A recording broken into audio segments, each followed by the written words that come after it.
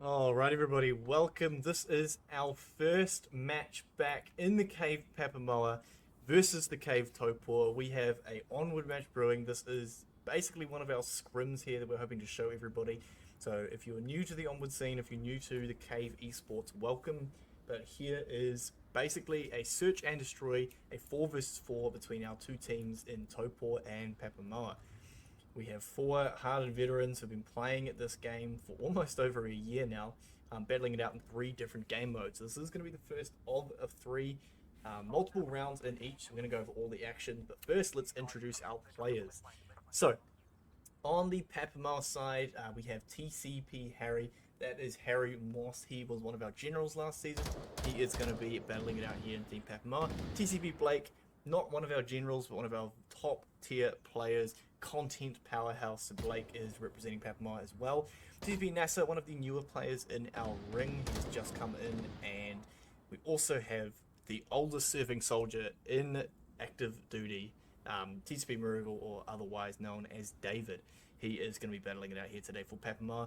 Moving on to the Taupo team, as you can see, these guys suck at putting in their names, so I'll be making it up as we go. But we have Blue Arena 4, who is Ollie. Ollie is one of our Papamoa staff members, a newer player, but definitely has the skills to keep up.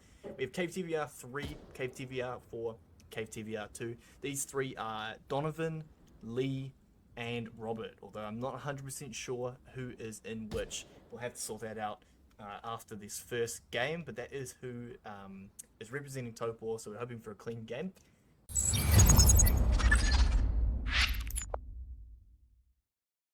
See the Cave Taupo team is kind of hanging around the backside of this objective point. They don't seem to want to move too far up.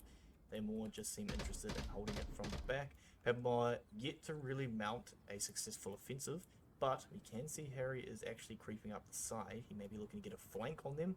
Blake is following. See Blake just pinned up, about to cross through his laser over the top of Harry. He's trying to keep him covered. Alright. You can see now there are multiple Taupo players just up ahead. It looks like Harry might be able to pull off a really good flank with Blake here. It just depends on where he sets his sights.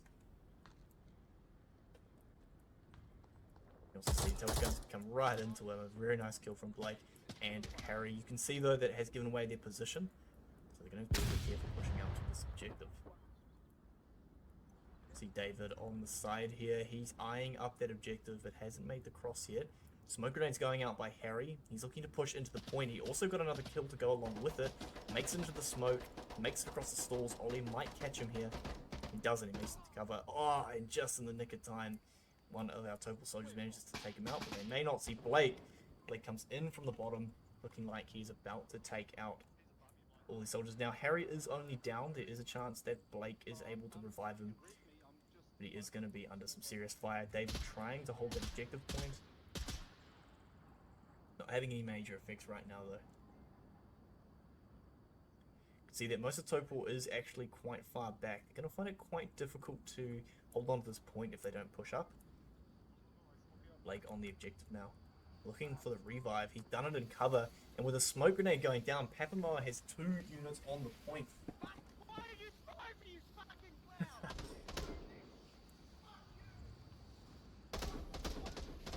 Looks like Harry's trying to get that code down, but we have one of our Taupo soldiers creeping up. He's just trying to line him up here, but he sees him through the smoke.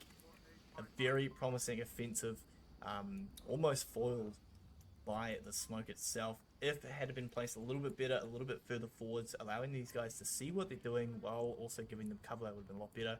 But now Taupo has complete control over the side. David does manage a good trade. He's holding a very nice angle there, but you can see the laser of KVR2 is just next to him. You can see they know he's there. They just haven't found an angle to actually hit him. Oh, they may have just found that angle, but David takes another kill. Very proficient in the spot, but it looks like finally his streak is over. KTVR 3 taking out David. Why won't the AK mag drop out? See Harry making quite an aggressive push towards the point. He's looking like he's trying to get his iPad out. He may just go straight for the objective rather than going for kills. You can see that KTVR 3 knows he's around, is trying to look for him, but is unable to get that angle. You can see though, oh, just before he got down, TVR4 managing to find the kill. You should see now Blake once again lurking in the enemy territory. He knows the enemy's going to be coming through here. He knows this is one of their preferred push angles, so he's keeping an eye on it. We'll see if Taupo can adapt. They cannot, so you have to be able to adapt in these situations. So Blake, as the lurker, they're going to need to start catching him out. They're going to have to choose new push angles and clear their corners better. But a nice kill onto Blake is going to stop all of that. We may see our first real push from Taupo. The lurker's out of the way. They just have to figure out a way to deal with this crossfire. But Cave TVR4 taking out 2, but he's running straight into Harry's line of fire. Will he be able to notice him? Or is Harry going to pick up his next free kill? The iPad's out. He's found a spot hiding in between. They just can't hit him. He's got the code off. Cave TVR4 sacrificing his life to get that point down. He managed to find a little bit of cover in between the satellite and the market. And what's even better for Taupo is that Papamar don't know the point has been activated. You need to have someone close to that satellite to listen out or checking your map. But it doesn't seem like anyone's doing that. This is going to be an amazing point for Taupo if they can just hold it. Blake may just realize now, no, he doesn't know. They don't know the objective is live. This looks like it's going to be an easy win for Taupo. They've got no idea. Papamar dropping the ball here on the objective defense. They had such a good crossfire, but it looks like they're about to lose from this objective. Blake calling for the code. He's going to try and get his teammates to put it in, but it might be too late. This objective's ticking down. It's only got a few seconds to go. Blake frantically trying to get that code in. See if he can do it in time. And the code is live, despite Blake noticing at the last second. Cave TVR4, whoever that unsung soldier is, manages to sneak a victory when it was looking very bleak for Taupo. So honestly, an amazing end to that round, evening out the scoreline. They're going to be mad when they see this replay. Alright, we are moving on to our second match after round 1. Papamar currently leading with 1 point. Close, but a 2-1 victory to Papamar. The teams are about to kick off. We are now in our countdown. Let's get these team names in and start us off. So Papamar once again starting on the offensive, Taupo on the defense. We are on the map Suburbia. Let's get into it. Alright, so this is a slightly different game mode. We are playing uplink, which means there are no respawns on either side. So, either win by wiping the enemy team, killing all their players, or, of course, planting that objective. Does add a lot more tactical gameplay to this round. That is because your life is much more valuable. You cannot respawn, so playing a lot slower, holding proper angles, and also hunkering down around that objective. Taupo's going to find it slightly easier than that Bazaar push, as when Blake and Harry just rush in there like they did, they should be able to take them out. But as I say that, Harry and Blake taking out 2 kills immediately, taking Taupo's team in half. Throwing out some smokes now, pushing in. We've got a nice wide view of what's going on here. Remaining Taupo members trying to hold at that point.